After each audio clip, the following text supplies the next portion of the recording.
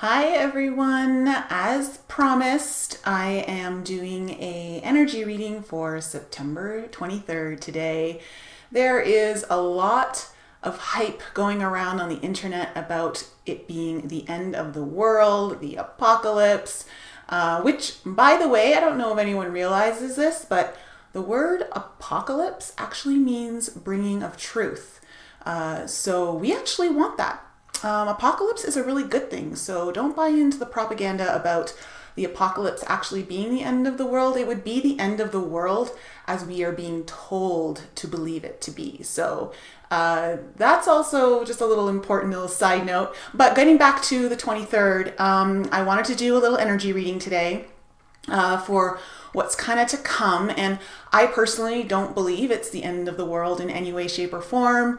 I do believe it is a huge shift. I believe that there's some disruption coming that's going to bring out some truths that are going to rock a lot of people's worlds. The foundations of what their beliefs are held upon. I think it's the coming of disclosure in a way. And not that everything's going to come on the 23rd, but it's kind of like the beginning stages. So last night I went into meditation, and after meditation I did some conscious streaming writing. So I'm going to share with you what came through from my higher self. And then what we're going to do is we're going to go into an energy reading with my liquid crystal card deck. We're going to do a 3-card pull, and we're going to see what's happening. So before we get into that, I just want to share with you what came through my higher self last night. So here it is. Clear and present danger is what is being prophesied, but this is not what is seen by us. Do you feel that in your heart? The expansion, that is what's coming in some disruptive ways, yes, but for the highest good of this planet and all that work tirelessly to assist her. Heart expansion, and so the earth expands to make room for the energies coming in. She needs to breathe a little easier, so assist her with this. As the energies expand, distribute the love evenly. This love will absorb the disruption enough to ease the discomfort of many.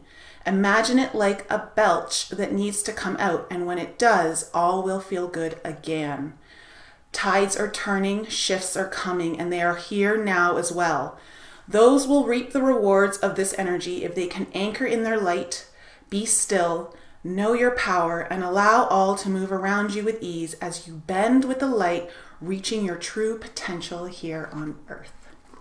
So that is just a little message from my higher self coming through some little conscious streaming writing last night. So I wanted to share that all with you, but let's get into the reading. So, we're going to do, as I said before, a 3-card pull. And the first card is going to show us what is going on right now. What is the current situation? Right. Oh, well, this is a little weird. If you were watching my September energy reading, you know that I pulled hemimorphite, and look what just came up. Okay, so this is our current situation, and that's just kind of confirmation on my earlier reading on the September energies. Wow, okay. Let's just put that one right there, and I'm going to pull all 3 cards, and then we'll go into reading them. I want to sit with them for a second and just see what's coming through. Okay, so this is going to be the second card, and it's going to be the healing path, the path of action that we need to take. Okay. Ooh, Ruby, spiritual warrior. I'm a little shaky. I had some coffee and I haven't eaten yet. So don't mind me on that. So, okay, spiritual warrior. That's very cool.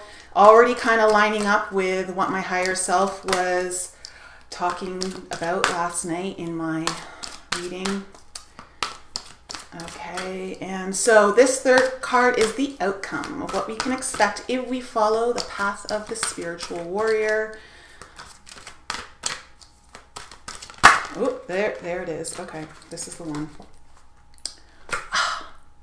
Boji stone. Balance, align, and clear. Okay. Let me just sit with this for a moment and I'll... Okay.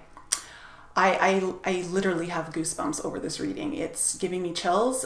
This is so cool. I love how things work out so divinely. Okay, and I love this oracle deck. It's my favorite. So hemimorphite. I'm gonna post this one up on the screen there. So the egoless state. You know, this card's coming up to let us know that we are not in our power, that we are giving our power away.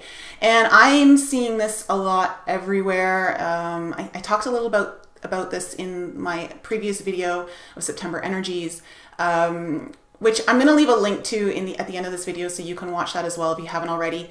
But there's a lot of victimization, a lot of blaming, pointing the finger going on right now. Everyone wants to blame their problems on someone else or something else. And this is a reminder to let us know that if we want to stay in our power, we're going to have to start looking inside of ourselves. We're going to start having to look at what we're contributing to create the reality that we're perceiving. This is a really huge lesson. And, you know, it's very disempowering to align with being a victim. It doesn't mean that at some point in your life you won't ever be a victim, but true empowerment comes from looking at the obstacles that you're facing or the challenges that are coming in your life and taking them and utilizing them to bring you to a higher power, to strengthen yourself, to learn from them, take the lessons and learn from it.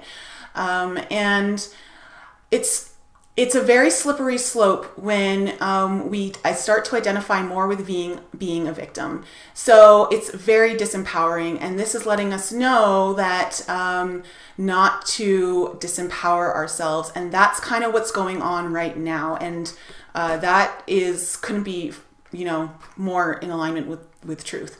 So hemimorphite is what's going on right now. So the action that we need to take is Ruby, which is the spiritual warrior. And the affirmation, first of all, for Ruby is, I feel my world, I am the spiritual warrior. Now that's really cool because a lot of us won't allow ourselves to feel things. We kind of run away from our feelings. And so we become very disconnected from our body. Our mind becomes disconnected from our body. And our body is here to let us know through our feelings that something's not right or something needs to be looked at a little deeper. So being in touch with our feelings through our emotions, connecting that all through mind and body is very, very important. But spiritual warrior, I just want to read this for you because this is really important. It is possible that you are not truly feeling your way through life, allowing instead your mind or those around you to direct you. Ruby is a shining light of passion. Write down what you're passionate about. What is your fire? And it also says that a situation has arisen in life that needs to be faced in a courageous and feeling manner. She lets you know that the decision or decisions that you are facing are about you, your life, and your future. They are your business. Trust yourself. So that is in alignment with what we just talked about here in hemimorphite. So, you know, being the spiritual warrior isn't about, you know, causing a ruckus or being aggressive. Actually, spiritual warrior is about going inside and strengthening from within. And as hemimorphite was saying, it's time to go inside. Spiritual warrior is telling us, work on the inside, do the work, look at yourself and start to feel it all out. If we can allow ourselves to do that, that healing path will then lead to Boji stone, which is align, balance, and clear. And if we think about what all the stuff that's going up on the earth right now, poor Mother Earth is just going through some tumultuous events, forest fires, hurricanes, you know, all that stuff. But, you know, these events sometimes have to happen. I'm not saying that they should be happening because I know that there have been some unfortunate loss of lives and homes to people who have been affected by these particular events.